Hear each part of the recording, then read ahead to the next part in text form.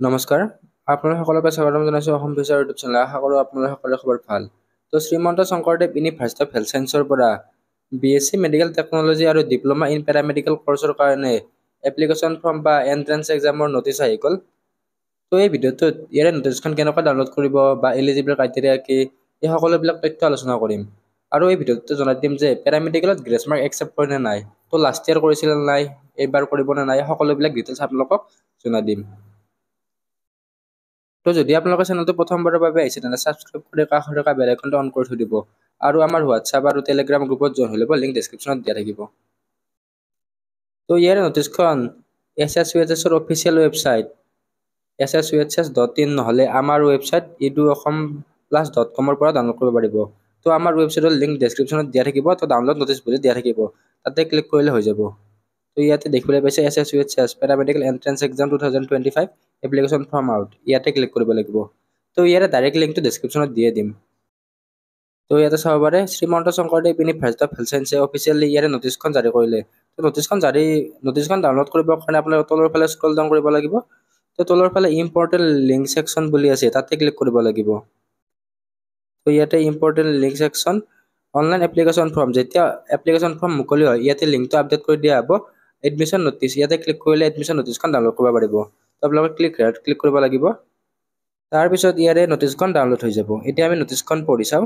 তো educational notice 9 মে তাৰিখে জাৰি কৰিছে। Entrance examination for selection of candidate for admission into medical technology, অৰ্থাৎ BSc মেডিকেল টেকনলজি আৰু ডিপ্ল'মা ইন পেৰামেডিকেল দুয়োটাৰ কাৰণে এইখন নটিচ হয়। তো আপোনালোকে ডিগ্ৰীৰ কাৰণে এপ্লাই কৰিব পাৰিব, ডিপ্ল'মাৰ কাৰণে এপ্লাই কৰিব পাৰিব।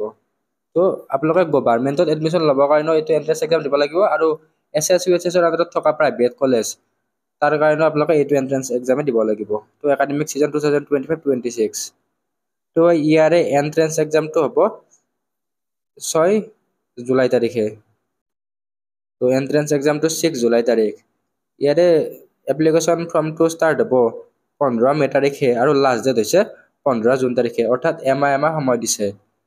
তো এতিয়াতো BSc নাৰ্ছিং, B.Pharm, GNM সকলোবিলাকৰে এপ্লিকেশ্যন ফৰ্ম মুকলি হৈ গৈছে। তো আপোনালোকে বাকীবিলাক ভিডিঅ' চাই ল'ব পাৰিব, লিংক ডেছক্ৰিপশ্যনত দিয়া থাকিব। তো আপোনালোকে কেৱল এতিয়া আপোনালোকৰ কাম পঢ়া কাম, অনলাইন এপ্লাই কৰিব আৰু পঢ়িব। তো আপোনালোকে এণ্ট্ৰেন্স এক্সামৰ ডেটটো গম পালে 6 জুলাই তাৰিখে। নেক্সট আপোনালোকে ইয়াতে এটা পে'মেণ্ট কৰিব লাগিব। তো পে'মেণ্টটো ছাকচেছ হোৱাতে 3 দিনমান সময় লয়। তো আপোনালোকে পে'মেণ্টটো কৰাৰ পিছত বেংকৰ পৰা পইচা কটাৰ পিছত ভয় কৰাৰ প্ৰয়োজন নাই। তো 3 দিনমান পাছত আপোনালোকৰ পে'মেণ্টটো ছাকচেছ হৈ যাব। তো ইয়াৰে এক্সাম চেণ্টাৰকেইটা আপোনালোকক জনাই দিছোঁ। তো গুৱাহাটী এক্সাম চিটি হয় এইকেইটা, গুৱাহাটী, ডিব্ৰুগড়, শিলচৰ, যোৰহাট, বৰপেটা, তেজপুৰ, ডিফু, লখিমপুৰ, নগাঁও, নলবাৰী, কোকৰাঝাৰ আৰু ধুবুৰী, এইকেইটা ইয়াৰে এক্সাম চেণ্টাৰ বা এক্সাম চিটি। নেক্সট ইয়াৰে এডমিট কাৰ্ডটো মুকলি হ'ব 25 জুন তাৰিখ, 25 জুন তাৰিখে। ইয়াতে এপ্লিকেশ্যনৰ হেল্পলাইন নাম দিয়া আছে। আপোনালোকে এই হেল্পলাইনত কিবা এপ্লিকেশ্যন ফৰ্মৰ বিষয়ে জানিব থাকিলে কল কৰি সুধিব পাৰে। তো যদি আপোনালোকে 2025ত BSc নাৰ্ছিং, B.Pharm পেৰামেডিকেল কৰ্চৰ এণ্ট্ৰেন্স এক্সাম দিম বুলি ভাবি আছে, তেনেহ'লে আমাৰ ই বুক আৰু মক টেষ্ট চিৰিজবিলাক লৈ ল'ব পাৰিব। তো ই বুকত 4000তকৈ অধিক MCQ উইথ এনচাৰ পাব। তো ইয়াতে আপোনালোকে ফিজিক্স, কেমেষ্ট্ৰি, বায়'লজি আৰু ইংলিছ গ্ৰামাৰৰ MCQ কুৱেশ্যন পাব। অসমীয়া মাধ্যম বা ইংৰাজী মাধ্যম দুয়োটা মাধ্যমে উপলব্ধ আছে। আপোনালোকে যিটো মাধ্যম ল'ব খোজে সেইটো মাধ্যমে পাই যাব। তো ই বুকৰ প্ৰাইচ 149 আৰু মক টেষ্টৰ প্ৰাইচ 70। তো আপোনালোকে ই বুক আৰু মক টেষ্ট দুটা কম্বাইন কৰি ল'লে 199 হয়। তো যিবিলাক আগ্ৰহী কেণ্ডিডেট আছে তেওঁলোকে এই ই বুক কেইখন লৈ ল'ব পাৰিব। তো লিংক ডেছক্ৰিপশ্যনত দিয়া আছে, ডাইৰেক্ট ডেছক্ৰিপশ্যনৰ পৰা নহ'লে হোৱাটছএপত কণ্টেক্ট কৰি লৈ ল'ব পাৰিব। ডিছপ্লেত হোৱাটছএপ নম্বৰ দিয়া আছে, আপোনালোকে হোৱাটছএপত কণ্টেক্ট কৰি লৈ ল'ব। নেক্সট ইম্পৰ্টেণ্ট ডিটেইলছখিনি, এইখিনি ডিটেইলছ ইম্পৰ্টেণ্ট হয়, আপোনালোকে এইখিনিৰ পৰা স্কিপ নকৰিব। তো প্ৰথমতে এণ্ট্ৰেন্স এক্সামটোৰ ডেটটো হৈছে 6 জুলাই তাৰিখে। এণ্ট্ৰেন্স এক্সামটো 2 ঘণ্টা হ'ব, ৰাতিপুৱা 11টা বজাৰ পৰা 1টা বজালৈকে। তো দেয়াৰ চেল বি 1, তো এখনে পেপাৰ থাকিব, তাত 100টা MCQ টাইপৰ কুৱেশ্যন এনচাৰ থাকিব, multiple choice question. Physics, chemistry, biology আৰু ইংলিছ গ্ৰামাৰৰ পৰা কুৱেশ্যন আহিব। তো আপোনালোকে BSc নাৰ্ছিং, B.Pharm পেৰামেডিকেলৰ ছেম চিলেবাছেই হয়। তো ছেম বুক বা ছেম ই বুক ফ'ল' কৰিব পাৰিব। তো next question will be of HS 10+2 science standard. তো কুৱেশ্যনবিলাক ক্লাছ 11 আৰু 12ৰ পৰা আহিব। তো আমাৰ BSc নাৰ্ছিঙৰ ৰিচেণ্টলি ভিডিঅ' দিয়া আছে চিলেবাছৰ ওপৰত, সেইটো ভিডিঅ' চাই ল'ব, সেইটো ছেম চিলেবাছ হয়। Next mark distribution.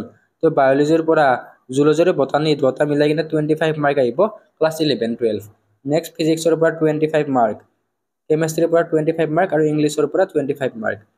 তো ইয়াতে প্ৰত্যেকটো কুৱেশ্যনৰ কাৰণে 1 মাৰ্ককৈ থাকিব, শুদ্ধ হ'লে 1 পাব, ভুল গ'লে 0। আৰু ইয়াতে কোনো ধৰণৰ নিগেটিভ মাৰ্ক নাথাকে। নেক্সট ইয়াতে মেৰিট লিষ্টখন প্ৰকাশ কৰোঁতে কি দিব সেইটো কোৱা আছে। ইয়াতে বায়'লজিত বেছি পালে হয়তো ইয়াতে এইটো আপোনালোকক এক্সাম্পল দি বুজাই দিছোঁ। তো দুজন ল'ৰাই 80 মাৰ্ক পাইছে। তো দুয়োৰে ৰেংক বেলেগ বেলেগ হ'ব। তো ৰেংকটো কেনেকৈ ডিষ্ট্ৰিবিউট কৰিব, প্ৰথমতে বায়'লজিত কোনে বেছি পাইছে সেইটো চাব। যদি দুটা কেণ্ডিডেটৰ বায়'লজিৰ মাৰ্ক ছেম হয় তেনেহ'লে কেমেষ্ট্ৰিত চাব, নেক্সট ফিজিক্সত চাব, তেনেকৈ ৰেংকটো আপোনালোকৰ তেওঁলোকে বনাই দিব। তো নেক্সট BSc মেডিকেল টেকন'লজি আৰু গভৰ্ণমেণ্ট ইনষ্টিটিউটৰ কাৰণে কিমান পালে আপোনালোকে কোৱালিফাইড হ'ব। আৰু কোৱালিফাইড হোৱা মানে এইটো নহয় যে এইখিনি মাৰ্ক পালে আপোনালোকে চিট পাব, জাষ্ট আপোনালোকে কোৱালিফাইডে হ'ব। তো মাৰ্ক পাবৰ কাৰণে বা চিট পাবৰ কাৰণে অলপমান বেছিকৈ মাৰ্ক পাব লাগে।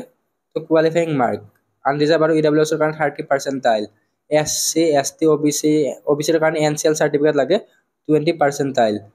নেক্সট প্ৰাইভেটৰ কাৰণে 50% মেনেজমেণ্ট কোটাৰ, জেনেৰেল EWSৰ কাৰণে 20%, বাকী SC, ST, OBC, NCLৰ কাৰণে 18% আৰু দিব্যাংগৰ কাৰণে 15%। তো নেক্সট আপোনালোকে ইয়াতে ইলিজিবল ক্ৰাইটেৰিয়া দিয়া আছে। তো applicant must be a citizen of India. তো ভাৰতৰ এজন চিটিজেন হ'ব লাগিব। Next be a permanent resident of Assam. তো আপোনালোকে এডমিশ্যন ল'ব কাৰণে আপোনালোক PRC-খন কম্পালচৰি হয়ে। তো আমাৰ ডকুমেণ্টৰ ওপৰত ভিডিঅ' বনোৱা আছে, সেই ভিডিঅ' চাই ল'ব পাৰিব। তো PRC-খন আপোনালোকে অতি সোনকালে বনাই ল'ব। নেক্সট ইয়াতে মিনিমাম এডুকেশ্যনেল কোৱালিফিকেশ্যন আছে। তো এডুকেশ্যনেল কোৱালিফিকেশ্যনটো ইম্পৰ্টেণ্ট হয়। তো ইয়াতে আপোনালোক লাষ্টত দেখাই দিছোঁ উইথাউট গ্ৰেছ মাৰ্ক। তো এইটো আপোনালোকক বুজাই দিম। তো ছায়েন্স ষ্ট্ৰীমৰ পৰা হ'ব লাগিব, ফিজিক্স, কেমেষ্ট্ৰি, বায়'লজি থাকিব লাগিব। তো আপোনালোকে পেৰামেডিকেলৰ ক্ষেত্ৰত ডিগ্ৰী আৰু ডিপ্ল'মাত PCBৰ পৰাহে কৰিব পাৰিব। অনলি একমাত্ৰ কোৰ্চ যিটোত PCB বা PCM দুয়োটাৰ কোনোবা এটা বা দুয়োটাই কৰিব পাৰে, সেইটো হৈছে B.Pharm, D.Pharm। তো কিন্তু বাকীবিলাক BSc নাৰ্ছিং বা পেৰামেডিকেলৰ ক্ষেত্ৰত PCB, ফিজিক্স, কেমেষ্ট্ৰি, বায়'লজিহে থাকিব লাগিব। লগতে ইংলিছটো আপোনালোকৰ ছাবজেক্ট হিচাপে থাকিব লাগিব। তো জেনেৰেলৰ কাৰণে 45% মাৰ্ক লাগিব আৰু বাকী OBC, NCL, SC, ST এইবিলাকৰ কাৰণে 40% লাগিব। আৰু এটা লাষ্টতো পইণ্ট মেনশ্যন কৰি দিছে উইথাউট গ্ৰেছ মাৰ্ক। তো আপোনালোকৰ গ্ৰেছ মাৰ্ক থাকিব নোৱাৰে। তো এইবাৰ এইটো পইণ্ট তেওঁলোকৰ ফালৰ পৰা দি দিছে পেৰামেডিকেলৰ ক্ষেত্ৰত। তো পেৰামেডিকেলতো এইবাৰ গ্ৰেছ মাৰ্ক একচেপ্ট নকৰে। তো গ্ৰেছ মাৰ্কৰ ভিডিঅ' বনোৱা আছিল, তাতে আমি কৈছিলোঁ যে পেৰামেডিকেলত গ্ৰেছ মাৰ্ক একচেপ্ট কৰে, কিন্তু এইবাৰৰ ক্ষেত্ৰত গ্ৰেছ মাৰ্ক একচেপ্ট নকৰে। তো লাষ্ট ইয়াৰ চাবলৈ গ'লে ইয়াতে গ্ৰেছ মাৰ্কৰ কথা মেনশ্যন নাছিলে। তো আপোনালোকে লাষ্ট ইয়াৰৰ নটিছখন চাই ল'ব এবাৰ। তাত পেৰামেডিকেলৰ গ্ৰেছ মাৰ্ক একচেপ্ট কৰিছিল, কিন্তু 2025 পেৰামেডিকেলত গ্ৰেছ মাৰ্ক একচেপ্ট নকৰে। তো এতিয়া বহুত কেণ্ডিডেটৰ কাৰণে এইটো ডিছএডভান্টেজ হয়। তো বহুত কেণ্ডিডেটৰ গ্ৰেছ মাৰ্ক থকা দেখা গৈছে। তো তেওঁলোকে পেৰামেডিকেলত এপ্লাই কৰিব পাৰিব, কিন্তু যেতিয়া আপোনালোকে এপ্লাই কৰাৰ পিছত চিট পাব তেতিয়া গ্ৰেছ মাৰ্কৰ কাৰণে অসুবিধাৰ সন্মুখীন হ'ব লগা হ'ব। তো অনলি জিয়ানামতে এতিয়ালৈকে গ্ৰেছ মাৰ্কৰ কথা মেনশ্যন কৰা নাই, বাকী সকলোবিলাক নটিছতে গ্ৰেছ মাৰ্কৰ কথা মেনশ্যন কৰি দিছে। তো সেই ভিডিঅ'টোত যিটো গ্ৰেছ মাৰ্কৰ ভিডিঅ' আছে সেইটোত বহুতে কমেণ্ট কৰিব পাৰে যে গ্ৰেছ মাৰ্কৰ কথা একচেপ্ট কৰিব বুলি কৈছিল, কিন্তু এতিয়া নকৰে। তো সেইটো লাষ্ট ইয়াৰৰ তুলনাত কোৱা গৈছিলে, কিন্তু এতিয়া নটিছখনত নকৰে বুলি কৈ দিলে।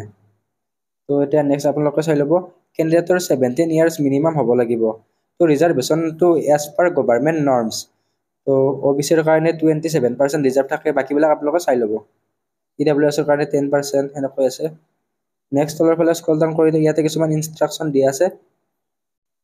তো আপোনালোকে অনলাইন এপ্লাই কৰোঁতে কোনো ধৰণৰ ডকুমেণ্ট ছাবমিট কৰিব নালাগে। তো ডকুমেণ্ট ছাবমিট কৰিব লাগিব at the time of counselling. তো আপোনালোকে এণ্ট্ৰেন্স এক্সামৰ পিছত চিট পোৱাৰ আগতে এটা কাউন্সেলিং হয়। তো কাউন্সেলিঙতে আপোনালোকক ক'ত চিট পায় কি এইবিলাক ভাগ কৰি দিয়ে, তাতে আপোনালোকৰ ডকুমেণ্টবিলাক ছাবমিট কৰিব লাগিব।